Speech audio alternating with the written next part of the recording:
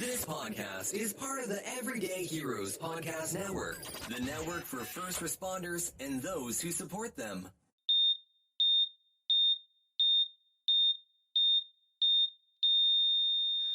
Welcome back to Scissors and Scrubs. I'm Nicole. Laura. I feel like I need to put an apology out there because this month of November turned into a complete fucking shit show. So we had all this... The kind of spiral. It spiraled way out of control. Yeah. We had all these plans for November, and then I went away, and Mike got sick, and nothing got recorded. Mm-hmm. So you got a couple of repeat episodes we hadn't counted on, and I feel terribly guilty about it.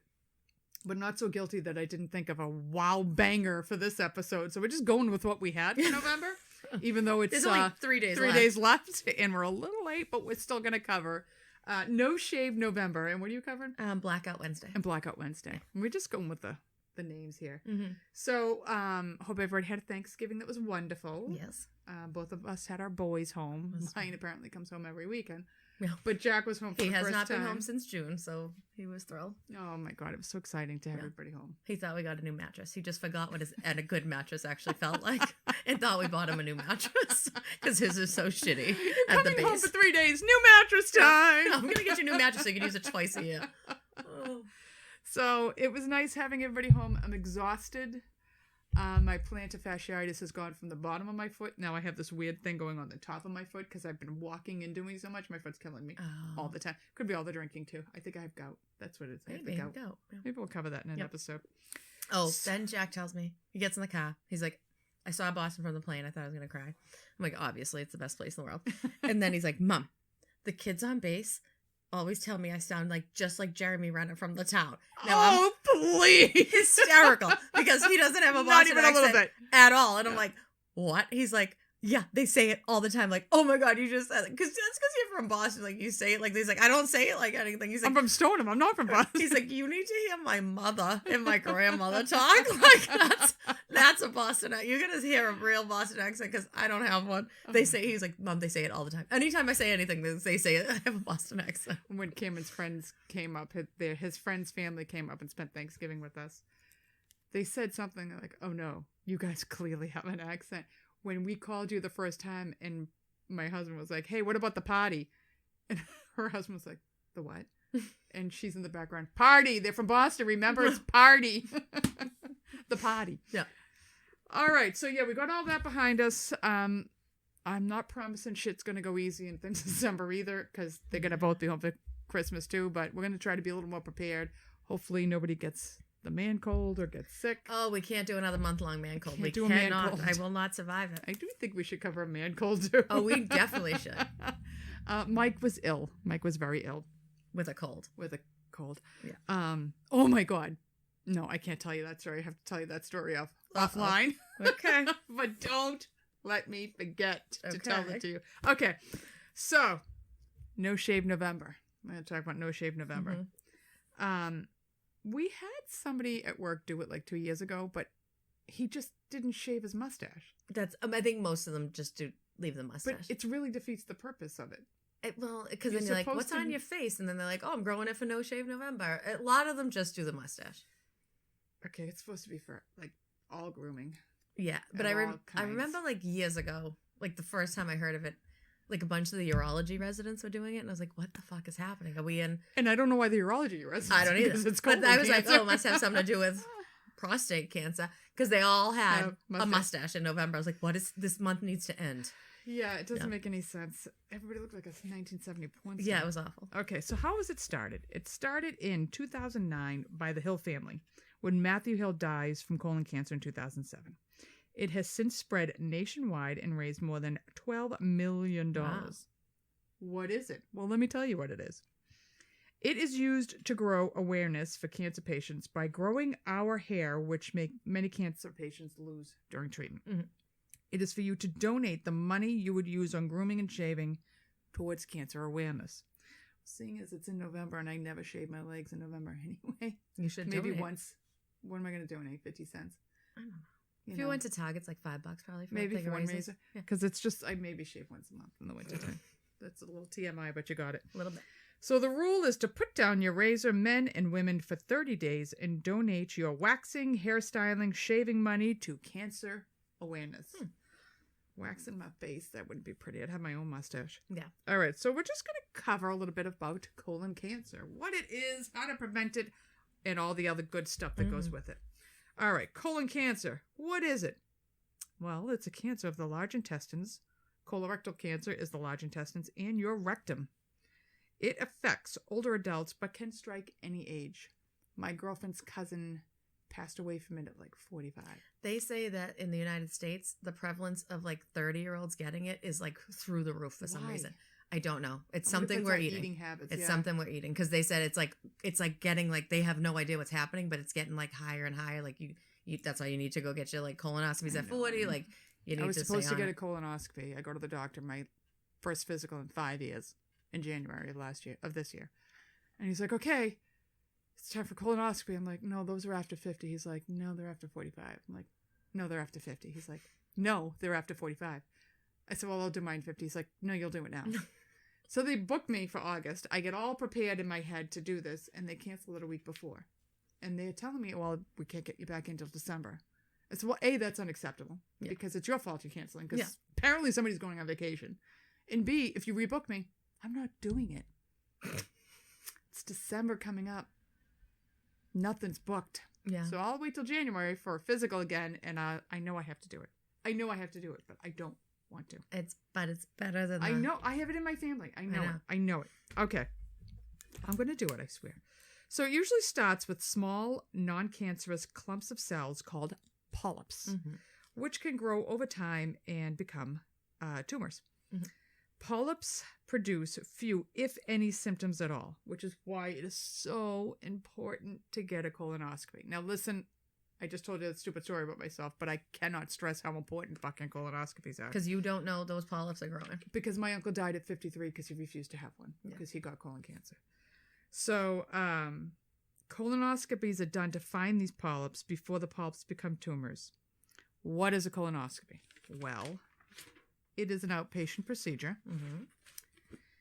It is the worst part of a colonoscopy is the prep, which I'm hearing the prep is getting better. Back in the day, they'd give you like a 3-gallon thing of Go Lightly, and you would have to drink the entire thing in like less than 24 hours, and you would completely shit your brains out. And I mean, I can just remember my mother having it, and she was trying to get it. She only drank half of it. I said, "All right, so when you go in tomorrow and you're not clean, you're going to have to do it again." So then she's like sucking down.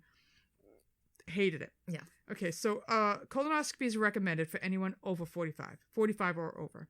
If you have a family history, it may be considered to come in earlier. Some people might start at 35. It depends on how significant the family history is.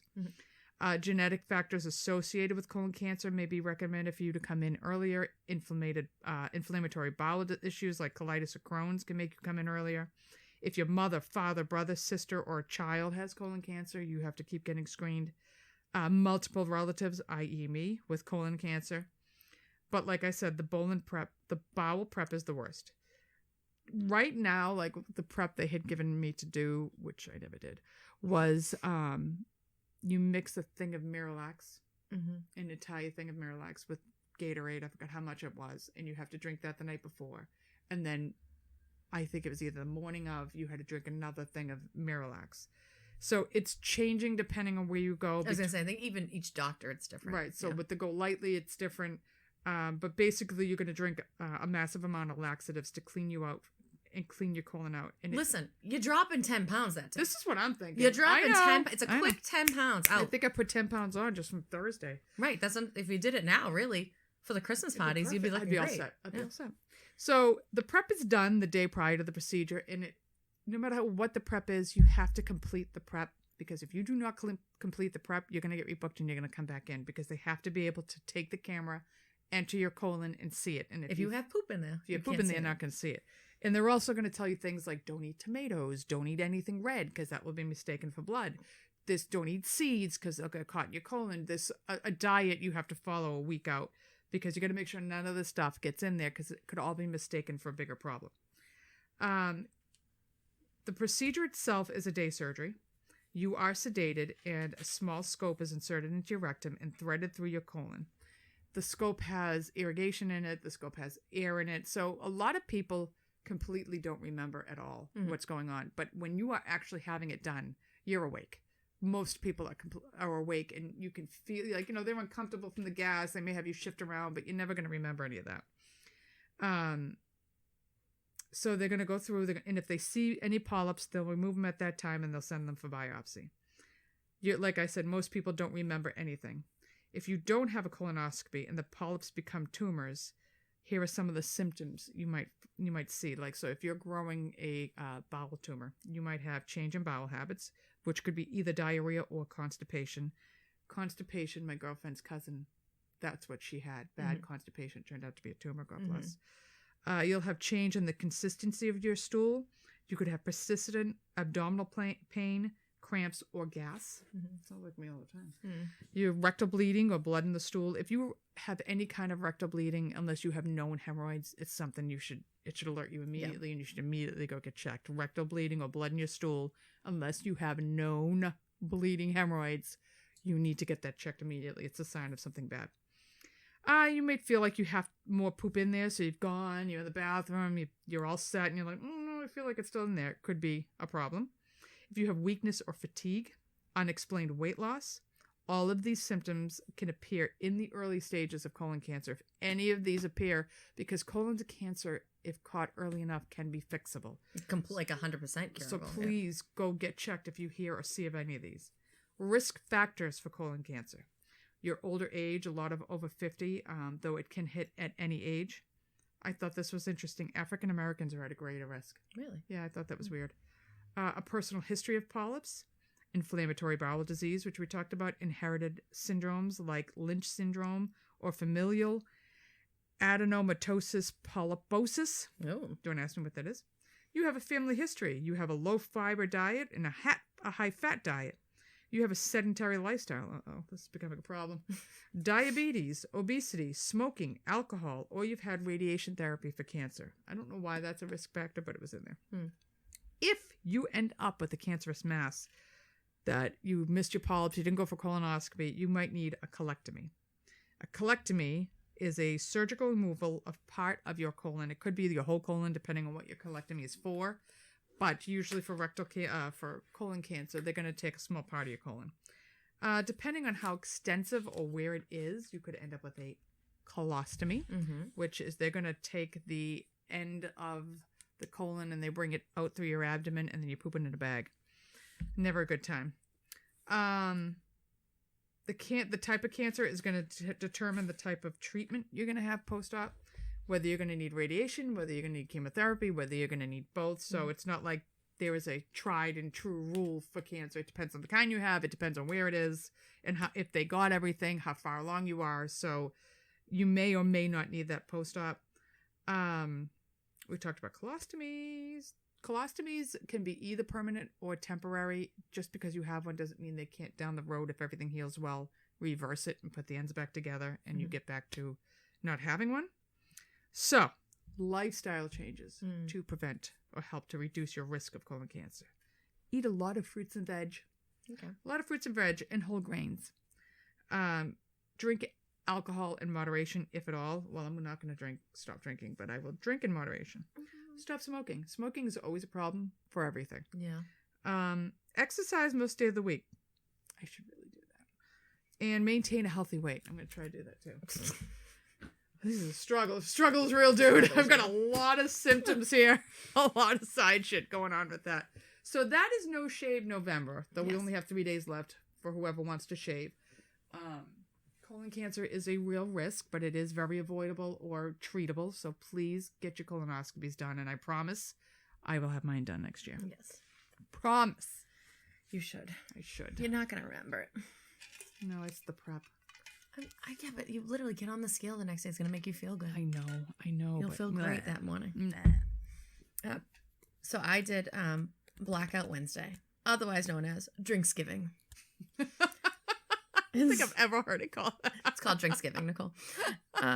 The Wednesday before Thanksgiving has been a night when people come home for the holiday and everybody's coming back from college. For the first time since they left. Everybody's coming home from, they moved to New York City for their job. And they're coming home for the weekend with, the long weekend with their families. So they all go and meet up with all the people they always hung around with, go to the local bars. and consume a lot of beverages with their old classmates and their friends. The term Blackout Wednesday can be found in internet searches as far back as 2004. But really, Drinksgiving has been going on for a while. Though. It's the thing has been, it's really like caught on the internet since 2014, like Instagram, you know, like hashtag Blackout Wednesday. Blackout Friday. That's a different thing. Yeah, that's a different thing. It is the second heaviest drinking night behind New Year's Eve, like over St. Patty's Day, over 4th of July. St. Patty's Day is really only celebrated big in certain cities. Yeah. So. Over the 4th of July, like it's the second biggest. Wow. Yep. Unless you live in Chicago, where it is the number one day for the heaviest drinking, even more than New Year's Eve. Chicago also claims to have started Blackout Wednesday. Really? Supposedly, it originated in Chicago. They just want to be part of the gang. I don't know, but it's we have St. Patty's Day. Right. You know. Well, I think they do too. They turn that whole river green. That's true. You're right. You're absolutely right. But it is their number one drinking day in Chicago is Blackout Wednesday. All right, maybe that's where we should go next Thanksgiving. Maybe.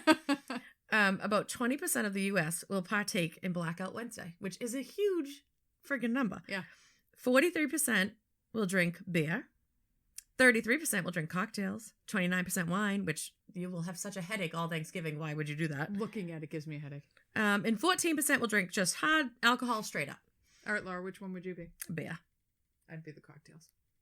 Well, it depends on the day. But Thanksgiving, it's like fallish. You're probably in a sweater and jeans. Pumpkin martinis. Oh, no. Not the day before Thanksgiving. No. From 2014 to 2018, 138 drivers were involved in fatal crashes on Thanksgiving Eve from being impaired. More than 800 people died from the years 2014 to 2018 from Blackout Wednesday Eve until Monday morning of Thanksgiving weekend from drunk driving. During the 2018 Thanksgiving weekend, 3 times more drivers were in fatal crashes because of alcohol during nighttime hours. 3 times more because of Thanksgiving Eve. So these are just some... Anyways, so from 2014... I'll forget, I'm going to tell you. From 2018, 40% of drivers between the ages of 21 and 43 that were in fatal accidents on Thanksgiving Eve were intoxicated. 47%. That's a huge number. Yeah. On average, a DUI will cost you $10,000 in fees, fines, court costs, loss of work, car towing, your increased insurance rates. You get a DUI, $10,000 right out the window. If you don't care about hurting anybody else and you're only worried about yourself, think about your $10,000. Impaired driving crashes have cost the U.S. $44 billion yearly. Woo! Yeah. If caught driving drunk, you face jail time and the loss of your license. Guess what else you lose when that happens? Your job. Yes. So now you have no income. You can't get to work. Yes. Someone's going to drive your ass there. And if they find out that you had a DUI, requires your license. You can lose your job. Always have a designated driver. Or Uber. There's so many ride shares out there. In this day and age, it is so... You pick up your phone and a car pulls up to your house. And the thing is, most of these this Drinksgiving is local. Yeah. Because you're at your local city where all your friends are. You're not commuting to go into Boston to do this. You're going to be in your local town. Right. It's not that far to go. You could almost walk it probably. Right. There's no excuse not to have a DD or an Uber or whatever now. Don't let someone else drive drunk. You see somebody leaving the bus, stumbling out. Do not let them leave. Do whatever you can. Don't let them get behind that wheel. And if you see a drunk driver, report them. Yes. Call. 100%. If someone's swerving all over the place, you're not going to sleep for the rest of your life knowing that they killed somebody. Like, call them in. No one wants to be a snitch, but that, saving someone's life. So then there's just a couple accidents that happened on Blackout Wednesday. In 2021, in Miami, a family of 6 were going from Florida to North Carolina to celebrate Thanksgiving with their family. 61-year-old Adriana Martinez and 32-year-old Heidi Martinez, mother and daughter, were in a van that had a total of 6 people in it, traveling northbound. They get hit by a drunk driver. 4 of them were ejected. Ooh. Adriana and Heidi die. Oh, my God. A 10-month-old baby and his 26-year-old mother were hospitalized. Logan Ware was a drunk driver that struck the van from behind. He had to have hit them To eject so them? fucking fast to eject 4 people from that car. He was arrested on site for DUI manslaughter. He fucking survives. Arrested on site DUI manslaughter for the 2 people that were dead on the street. Jesus. Not only did, if you're only worried about yourself, not only did you just kill 2 people and injure others Right. and ruin everybody's. You fucked your own life up. You're going to jail. Screw. You're in going to prison. jail. You have DUI manslaughter. And then in 2022, this year, at 4 a.m. on Thanksgiving, this Thanksgiving, on 4 a.m., at 4 a.m., Thanksgiving morning, so that means you were out drinking Wednesday night, a drunk 27-year-old unidentified man was driving a Tahoe north in the southbound lanes on I-75 in Macon, Georgia, which is like one of my biggest fears in this world.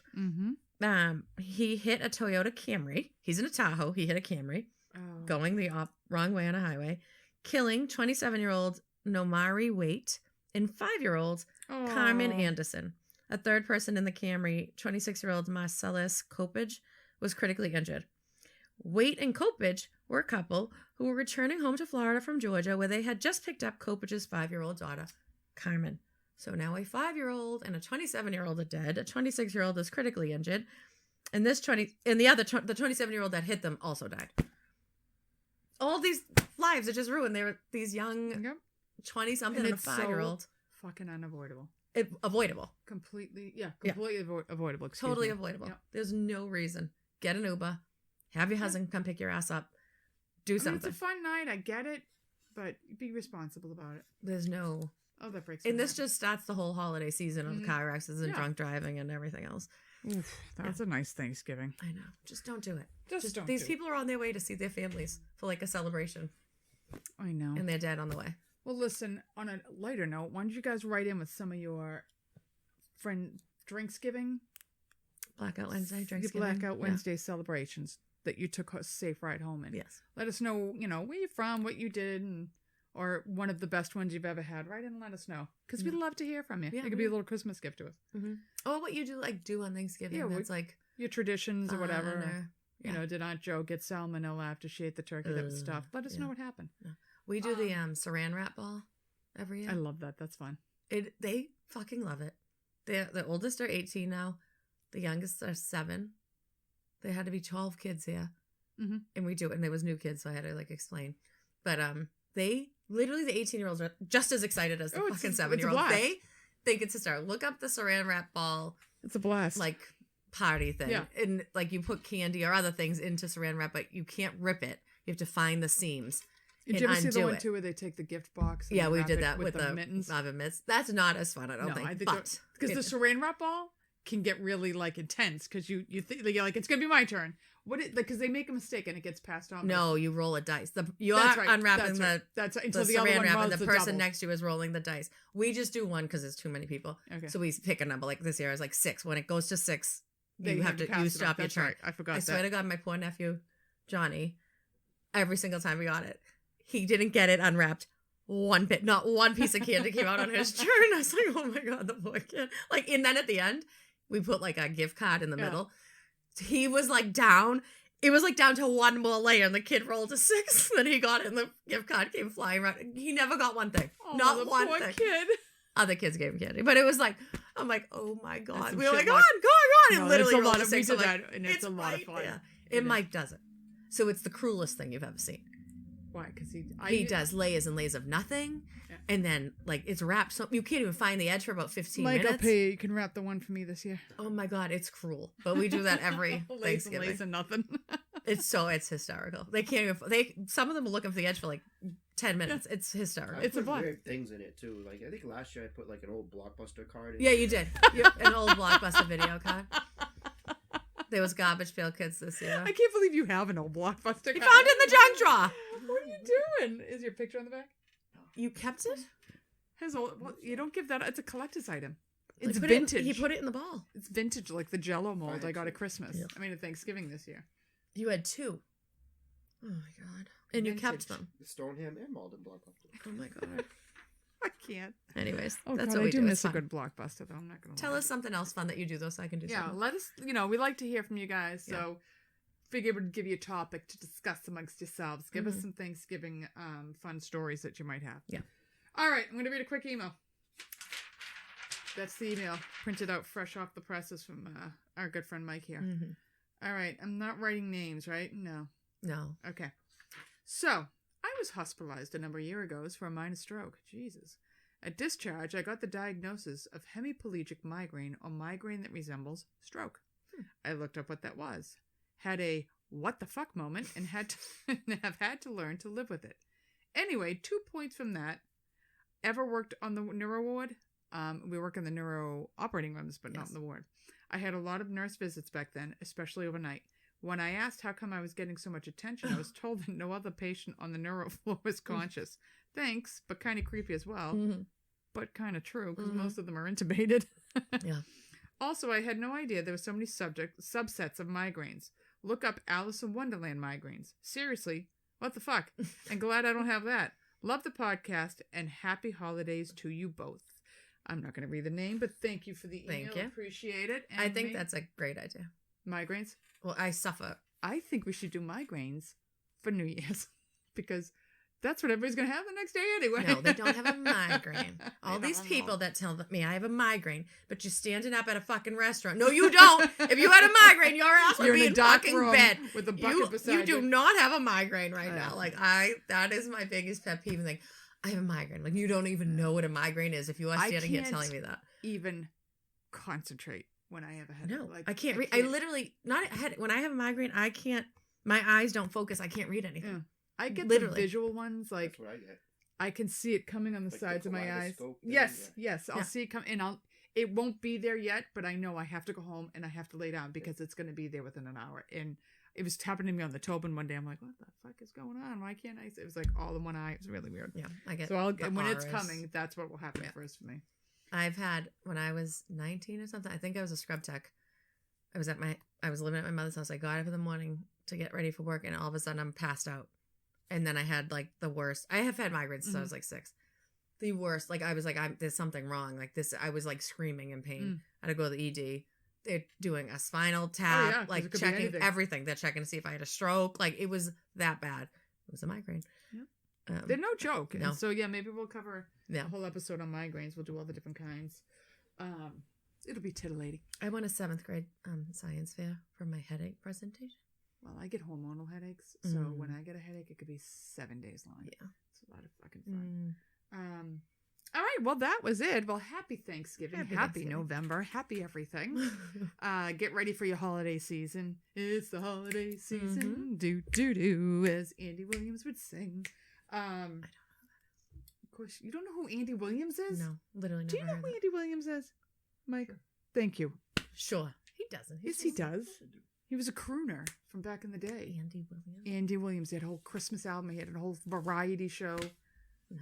Oh, Jesus, Mary and Joseph. Well, you know what? If you know who Andy Williams is, you can write in about that, too. All right. So, be safe. Take an Uber. All the Christmas parties are coming up. Take an Uber. Please be safe. We'd like to keep you listening in the new year. Think of if that ride might cost you $40-$50, but the DUI is going to cost you $10,000. You're trying to get your license back. Yeah. So that is that, and we will see you in 2 weeks. Bye.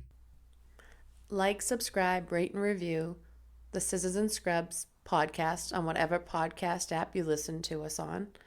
Follow us on Twitter, Facebook, and Instagram at Scissors and Scrubs, and email us any of your stories or thoughts to scissorsandscrubs@gmail.com.